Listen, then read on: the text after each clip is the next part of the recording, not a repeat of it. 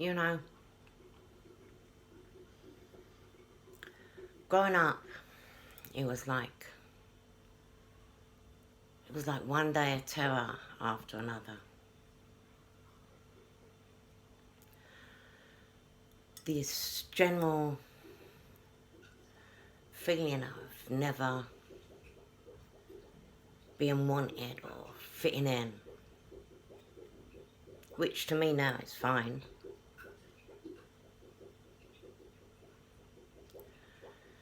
But you know, my mum, I always looked at it, she had problems, you know. She was terrorised by my dad. My dad would beat her up regularly. I mean, terror filled our house, wherever we lived. When we was uprooted and moved everywhere. We'd always move in the middle of the night so my dad couldn't find us. And he always found us because my mum always missed him.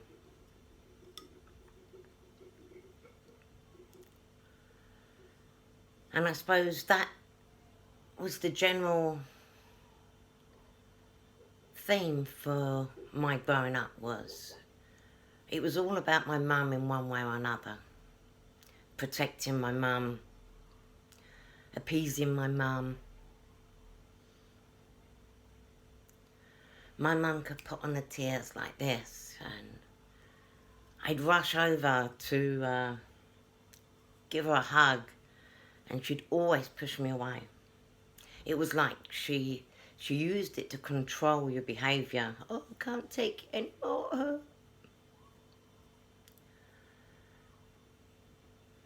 And you kind of go home and go, it's okay, Mummy. Just to be shoved away. You don't care. You don't care.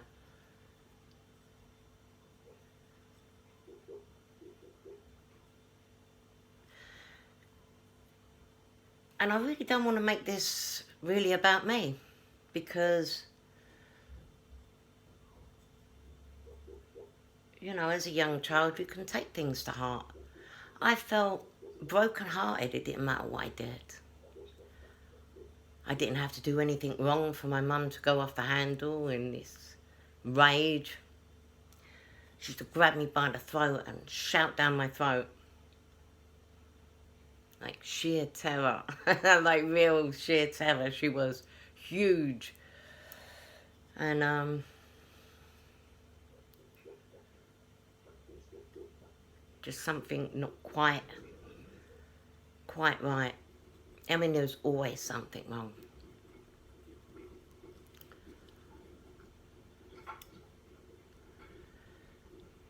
I mean, I wasn't, I'm not even sure I'd want to be in the house, to be honest. Or I don't know if that has a lot to do with my growing up. But I wasn't allowed in the house. My mum used to say quite early in the morning, go out to play. And then I wasn't allowed in until my dad got in. And then very often my mum would have these stories of how something happened in the house and it was my fault, even though I wasn't even allowed in the house. You know, my brothers were there. They didn't have to go out and play because they was, I don't know, boys. You kind of had to be big and you had to be strong and you had to be intelligent. And I was always the stupid one. I was always the weak one. I was the youngest one. And in actual fact, when my school found out I was a genius, my parents disliked me even more.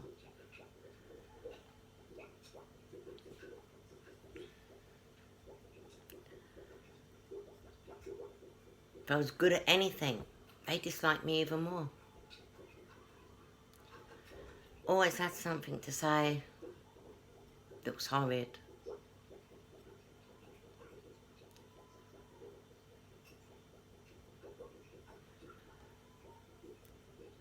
Always had something to say that was horrid. I couldn't eat in front of people for, I don't know, a long, long time. I mean, I'm probably only talking a decade or so, that I could comfortably eat in front of somebody and not feel ashamed and, you know, I mean, I would only have to pick up a biscuit in the house and my mum would say I was disgusting.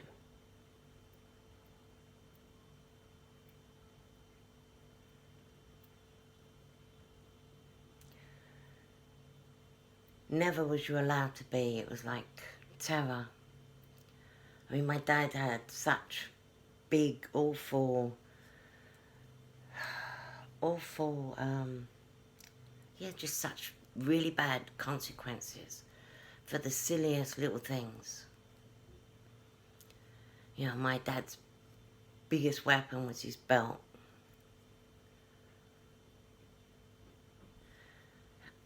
And just hitting you with a belt wasn't enough. You had to stand and you had to consider what you done or what they thought you done.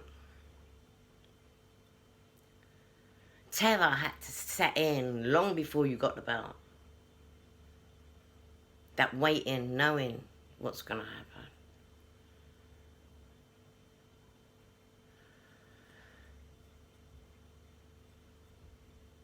He even made me walk towards my belting. Now, I'm talking about a little tot. I remember my legs shaking, trembling underneath me. But it was, come here and get it, as you'll get 10 times more if I have to come to you. And you know, I can't even remember what it is I could have done. But then it didn't really even matter. A bit, you know, I don't even harbour on those things. I mean, that to me it was my upbringing, and to be honest, I thought everybody got it. I thought everybody's life was the same.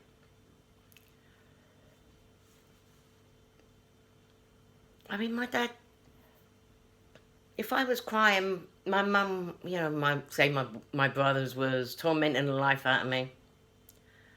And I was screaming. My mum would come in and say, leave her alone. You know she's a crybaby. Like, it's okay to torment the life out of me, but don't make her scream.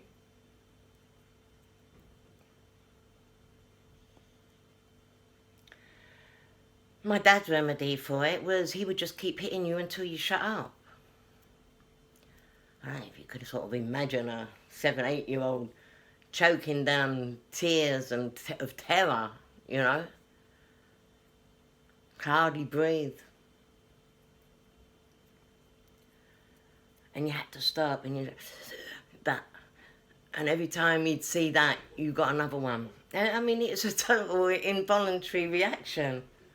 But well, yeah, I learnt to suck it up.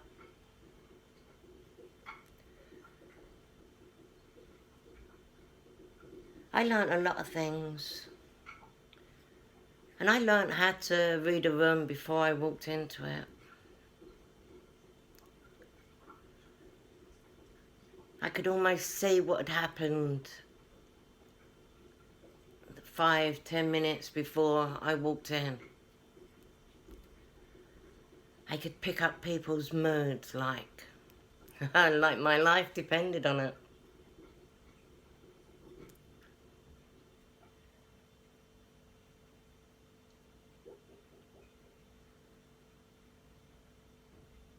It wasn't until my mum and dad split up completely when I was 11 that my mum's real rage started. And it was every time she saw me. If I walked in the house, it would start, boom. So I'd have to walk out again. I mean, I left home when I was 14. I ran away and I lived in this squat with this band. And I think it was the first time in my life. It wasn't that they was overly nice to me, although it felt like it. it was, I wasn't scared to touch anything. I didn't think that the world was caving in. I learnt to just be. And yeah, I never forget those people because they gave me something really solid. I mean, I had to go back, I think about 15, because my mum was going to get in trouble because I wasn't at school. Even though she totally destroyed my school life, I think, because she knew how much I loved school and how good I was at school, how smart I was, and how much I loved learning. She had to spoil it. She had to destroy it. And how she done that was she told my school that I was trouble. Rule breaker. That's what I kept hearing. Your mum said you was a rule breaker. I mean, I can only imagine now the rubbish she used to give people, but I was in trouble constantly. And of course I had no clue why. Most of the time it was I forgot my pen. Right, detention.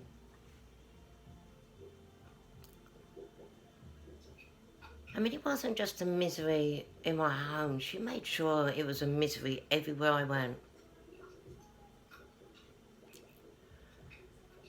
I mean, my mum was such a compulsive liar. And I kind of had some understanding around it. Life isn't how she particularly liked it. So she'd paint a picture. She didn't like the reaction she was going to get from you for something. She would make up. I mean, she even used to lie about going on holiday. But I mean, she's totally dim because she used to send a postcard from where she went on holiday. It was the most craziest thing. Like, yes, we're just visiting so and so. And then she'd send a postcard from Cornwall. I mean, I just learnt to ignore her. I mean, there was no reasoning with her. There was no... I mean, all you could do, I suppose, is protect her.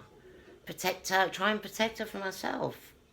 Try and protect her from the outside world that would judge her so harshly for being overweight, for being neurotic. But in actual fact, what she was just a total control freak. And life was all about her. Shouldn't really have come to any great surprise that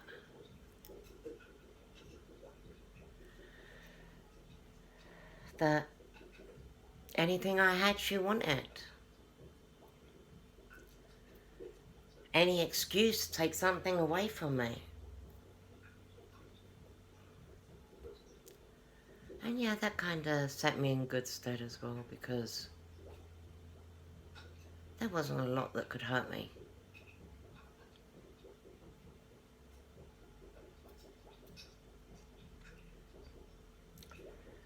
But yeah, I never thought...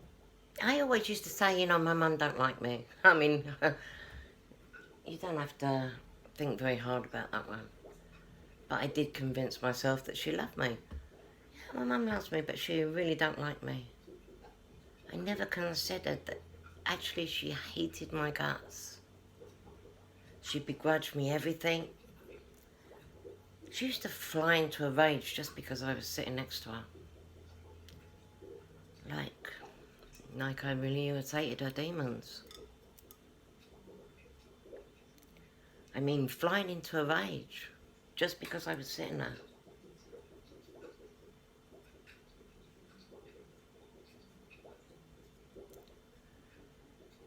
So no, it shouldn't have been that much of a surprise that she had taken everything from me. I mean, I thought all this trouble started when I split up with my ex. But really what happened is it just got really, really bad. Really bad. Because it started including so many more people. So much money that they already had. Because my mum had stolen inheritances that was left to me. that was worth considerable money. But then I suppose because of the behaviour, I mean, my mum could play it down. She was even sending meals round to my house when I was really ill. And I'm thinking, yeah, it's because she wants to keep me away from her house. But, yeah, you want to believe it's because she cares. You don't consider that she's actually poisoning the food and that's why you're ill.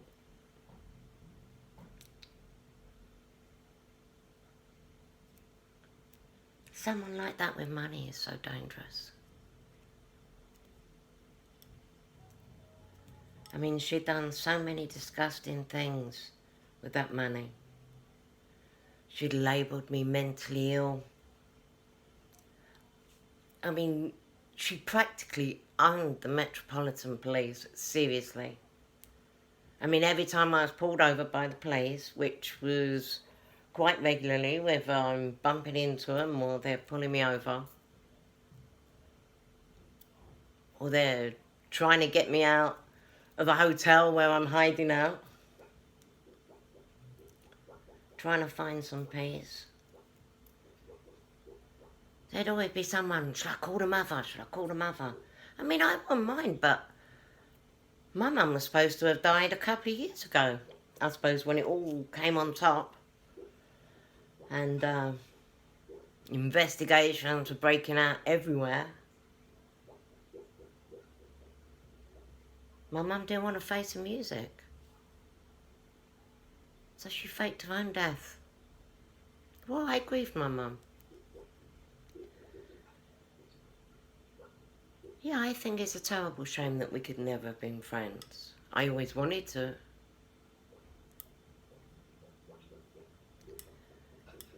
I never knew what the massive problem was.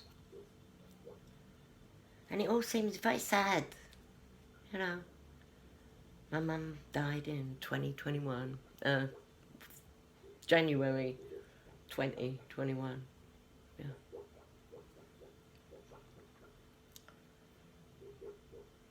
But in actual fact, she's just stolen my money. She's living in property that were left to me. And she's brewing up storms all about me to try and get me locked up in a mental institution so she can keep control of my finances and live in my house. And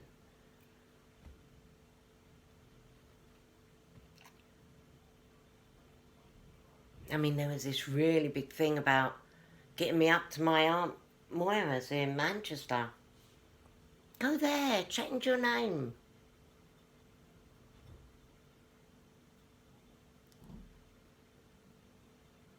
I suppose that's because the trust is in my name.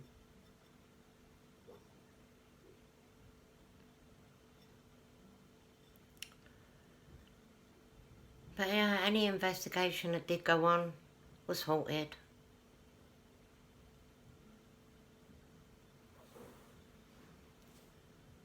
At the mercy of officials, whether it be police, hospitals, all of them, way too much power. Way too much power.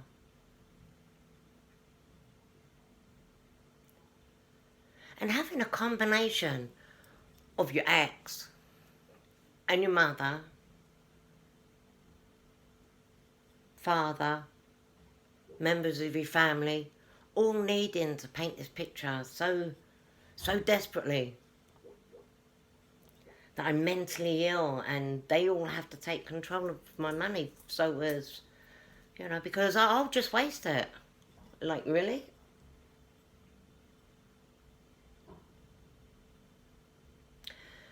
In this instant, you know, it's kind of like a mixed.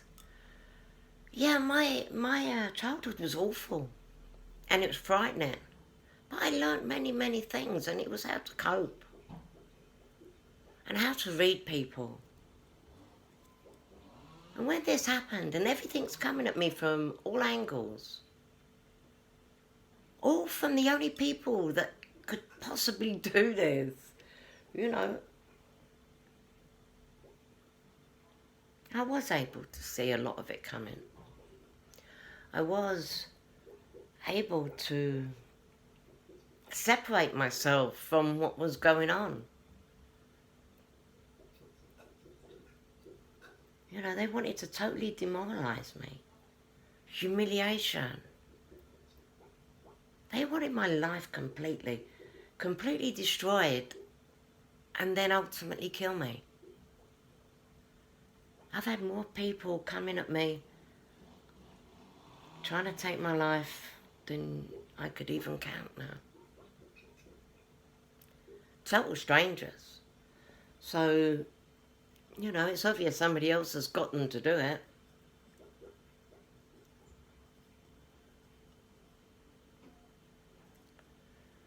I mean, I had people, I mean, these were wealthy people as well, hunting me down. Like when I was staying in Blackpool. And I did say my address on my last video. Flat 7, if anybody actually wants to investigate it and see the tunnels, the passageways from the neighbours to get into where I was living, to attack me and terrorise me.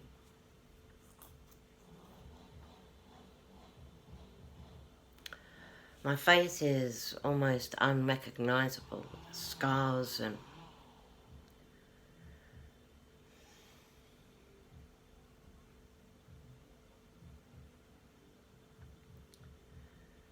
But you know, I did have faith because a lot's happened to me my whole life. And I think I had a really, really strong sense of God weren't going to give me more than I could bear. But sitting back from this angle, it's like everything really happened for a reason. These people had to be exposed for who they was and what they was. I mean, the people they had hunting me down to... I left the flat because I knew I was going to be killed or taken off again into hospital with these alleged mental defects, psychosis and anxiety. And I mean, my anxiety would have been justified, but trust me, it wasn't nothing I wasn't used to, so anxiety really wasn't touching me like that.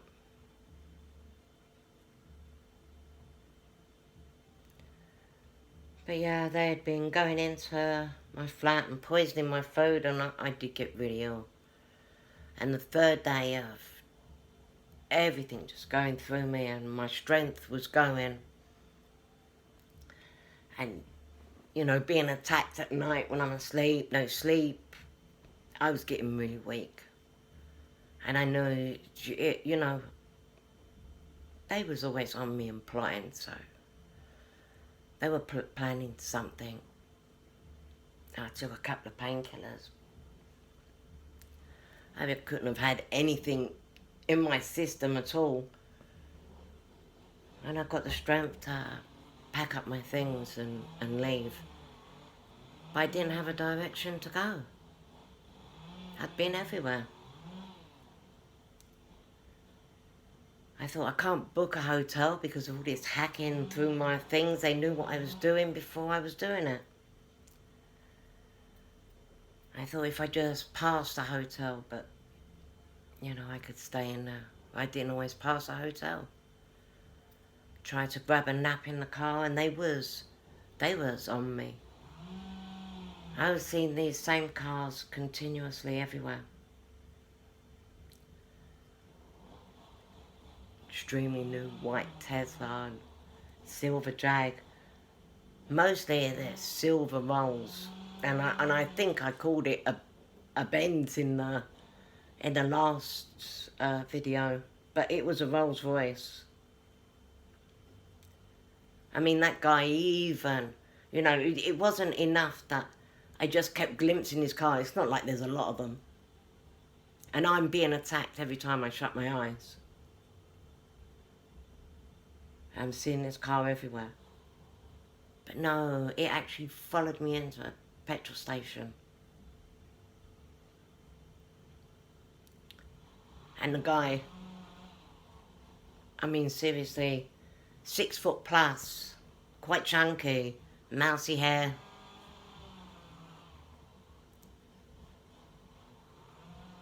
Slightly effeminate way of talking. Can't be many of them. Like he was desperate to be seen, like, yeah, it's me that's attacking you, but I'm going to pretend to be nice. Like, oh, he says to me in the petrol station, would you like a cup of my sausage rolls? I've got 4, but I only wanted 2. You know, sure there was a pun there.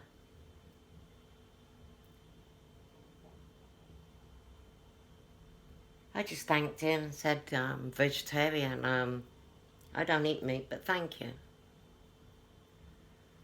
I remember walking out to the petrol station, I could see his Rolls Royce, and it was like a 2-tone silver, like a diamond cut effect, all at the front.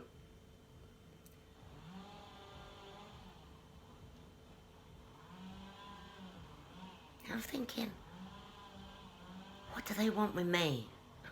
What do they want with me? I don't even know these people. But I knew. Yeah, I knew what he was doing.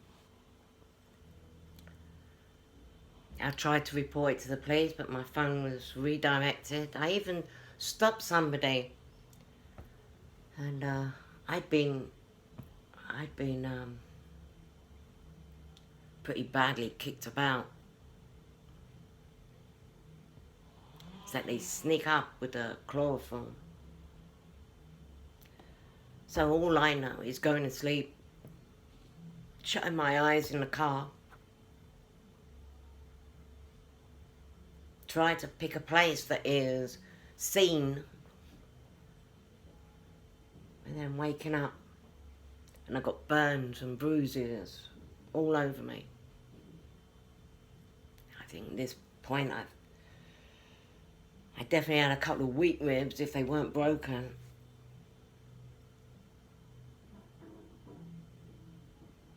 I can't believe that. My mum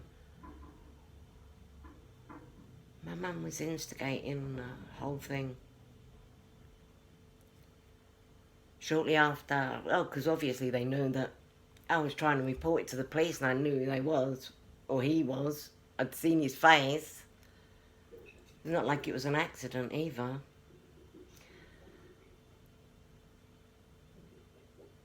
I found myself totally surrounded by all these cars that I kept seeing. And there was a couple of silver Mercs and BMW and this other car, grey car with a battered wing. And I did see another car like it, and I can't actually, I'm really not good with my cars. I'm not a silly person by any stretch of the imagination, but I'm more into driving my cars than remembering the make and model number. And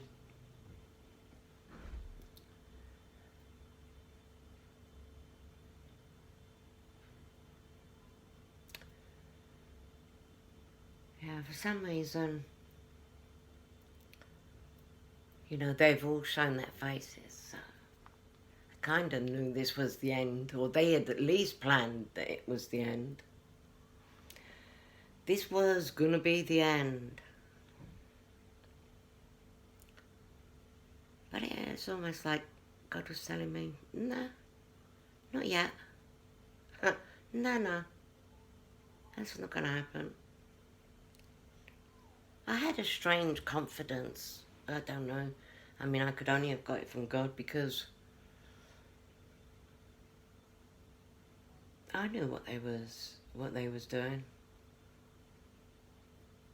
And all of a sudden they all whizzed past me, followed by a police car, which when I got off the M25 just happened to pull me over.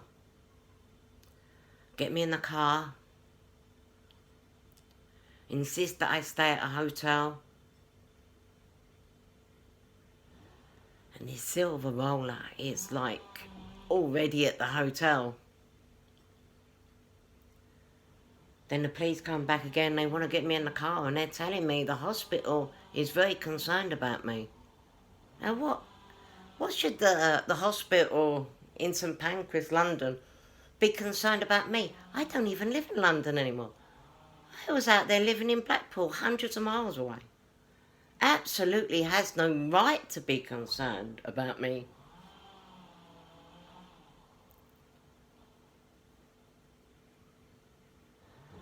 And such an obvious fit out.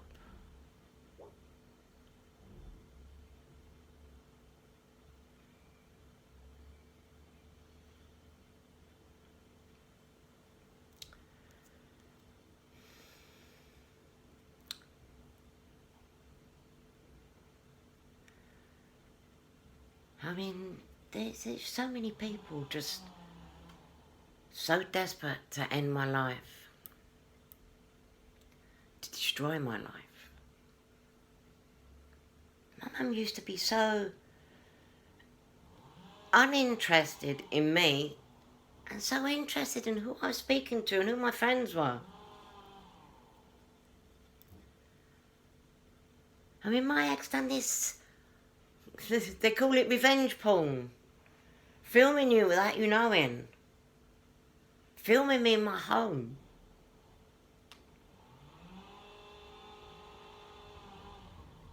Terrorising me with this stuff.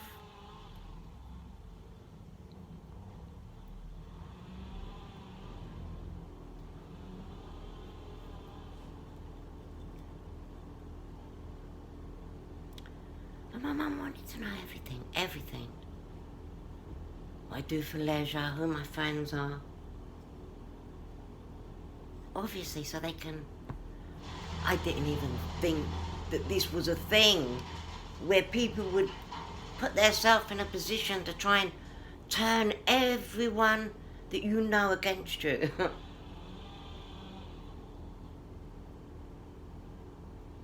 Who would put so much of their time into destroying somebody's life, their reputation,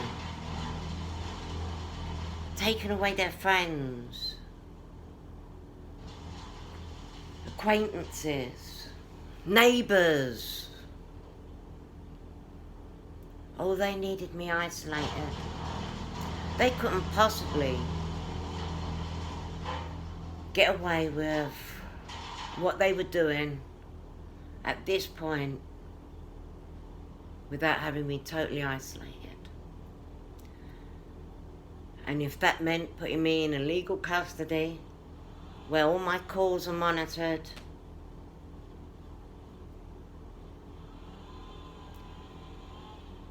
fake pages on the internet,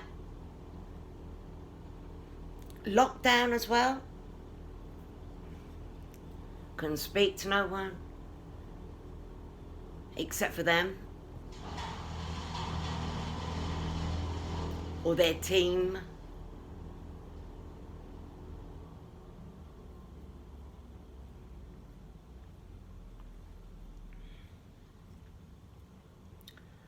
I mean, I'm hoping I can get this stuff out onto the internet now. There's a lot of things that need cleaning up, and I need an opportunity to make my voice heard. There isn't many people that actually hear it. I learned very early on nobody even wanted to hear it.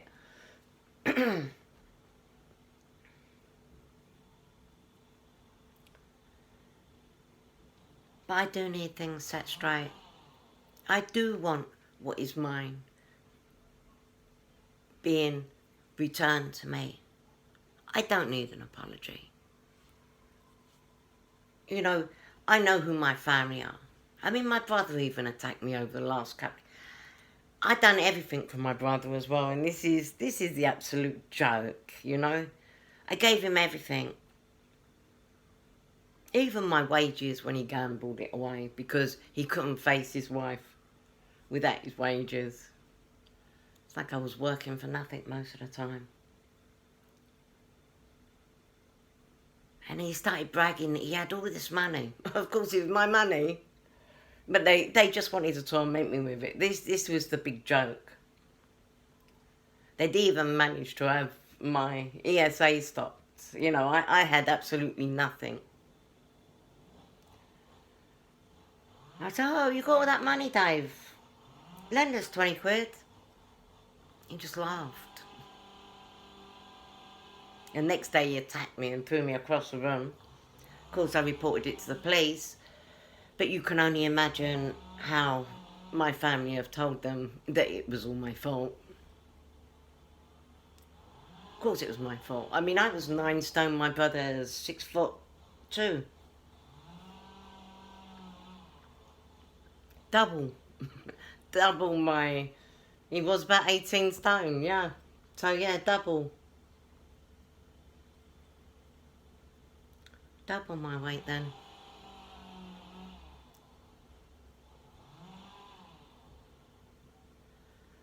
It's quite sickening looking back. I'd learnt to kind of ignore what my mum said because she was a liar. Because she just... Whatever her objective was, she'd paint a story around it. And, you know, I just started phasing it out. It really didn't matter. But that kind of helped her. Yeah, that helped her.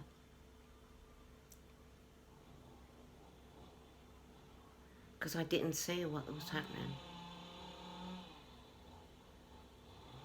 Not until my ex and all his side pieces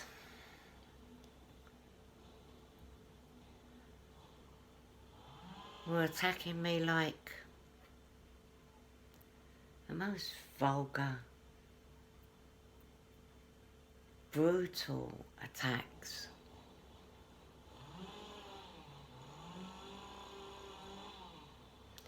Unnecessary. I mean, seriously, it's all unnecessary.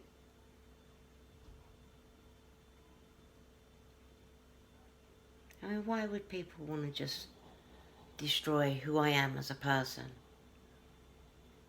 If you don't like me, go somewhere else.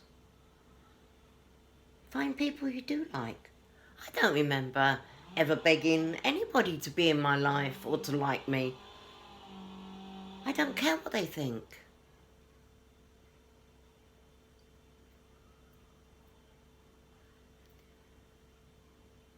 I mean, yeah, I sucked it up for a long time of my life.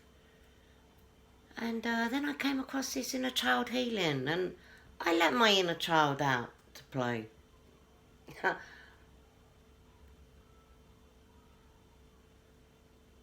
I was just gonna learn to be and not be what they wanted me to be. Just be myself. Live my life. I hope one day I can.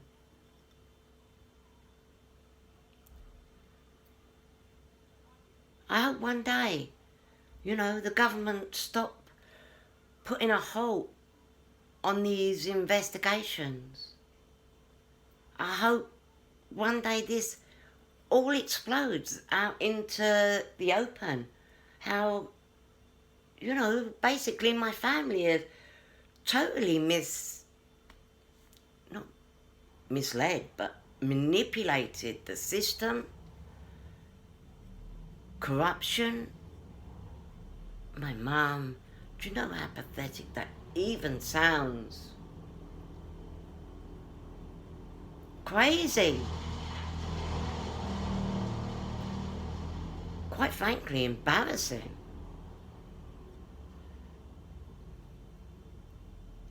And yeah, do you know, exposure ain't gonna be nice. I don't even like sitting here doing this, but I know I have to. I spend weeks and weeks looking into this and looking for any reason why I shouldn't have to do this. Quite frankly, I shouldn't have to do this. Every time I've gone to the police station to make a statement and to ask for help, they should have helped me. They should have at least given me a crime reference number, so if they didn't want to help me, somebody else could. But no, I couldn't get out. I'd been chased out of my home. Homeless shelters not helping me. I was on the streets for not a very short amount of time, but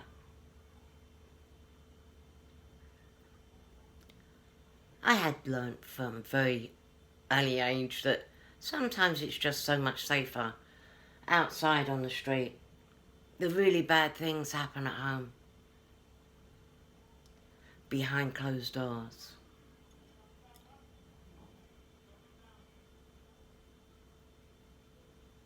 You're always safer where you can be seen.